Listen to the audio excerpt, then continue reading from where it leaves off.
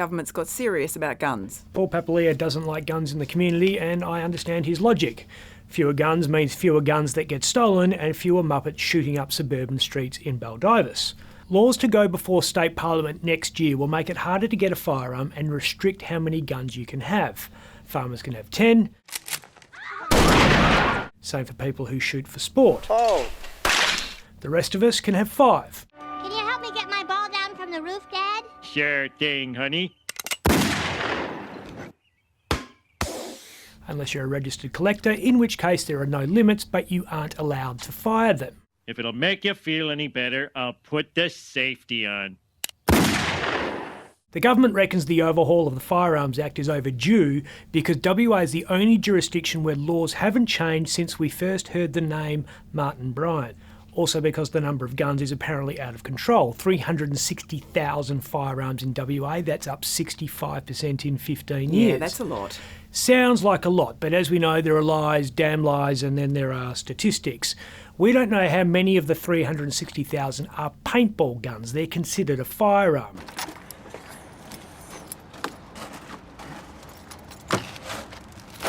Or how many are being held by registered gun dealers. A lot of them could be locked up in a vault at a gunsmith rather than being out in the community. Why would anyone need more than 10 guns? Who knows? And that's how, with a few minor adjustments, you can turn a regular gun into 5 guns.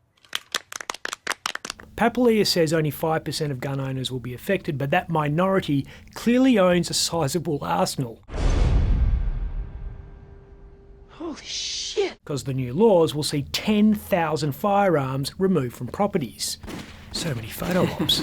Here's the interesting thing about that 5% stat. If 95% of gun owners aren't affected, it means the overwhelming majority of people own fewer than 10 guns. What do you think happens when people realise there's a cap in place?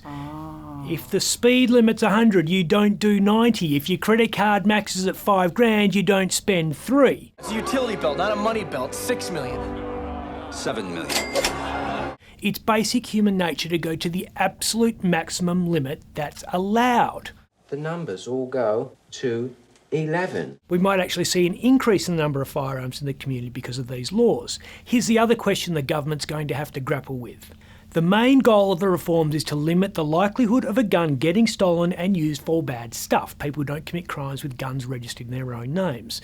Farmers can have twice the number of firearms that city slickers can have. But where are most guns stolen from? The man said if you didn't leave, we'd bury you here. Rural properties. Still time to fine-tune the laws. The draft bill was introduced in the state parliament today, that's Tuesday.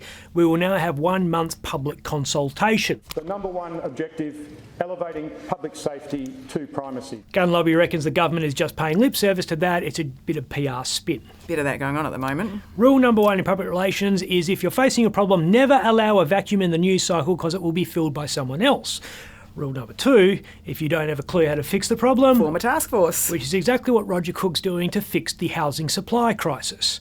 A year after we first started seeing headlines like this, the government's decided to do something about it, or rather, the government's decided to make it look like it's doing something about it, sending in a crack team of bureaucrats from the Treasury Department, which it's calling the Housing Supply Unit. Break glass in case of emergency situation here. We're relying on a bunch of bean-counting Poindexters and economic forecasters to keep roofs over our heads. Odd government department to choose. The accommodation crisis is a product of a confluence of events involving urban planning, land development, housing stock availability, and the ultimate end product of homelessness. If only we had someone who specialises in that field. Hang on, we do. It's the Minister for Planning, Lands, Housing and Homelessness. This is meant to be John Carey's whole job. Treasury's brief is to find the bottlenecks that are constricting supply. Found one. Big job for one person. It is, and it's not Carey's fault. The problem is houses are very expensive to build at the moment because of global supply problems that's completely out of John Carey's control.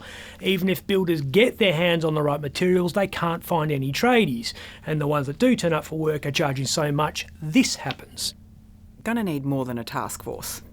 Give me a break. We have a domestic violence task force, an NDIS fraud task force, a Lupin task force, a biosecurity task force, a green hydrogen task force, a women's economic equality task force, which has the specific goal of getting women into their own houses.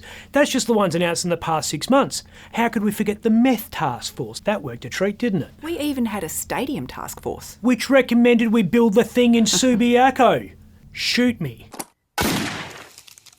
Anyone else want a beer? I'm Ben Harvey. For more Up Late, click the subscribe button below.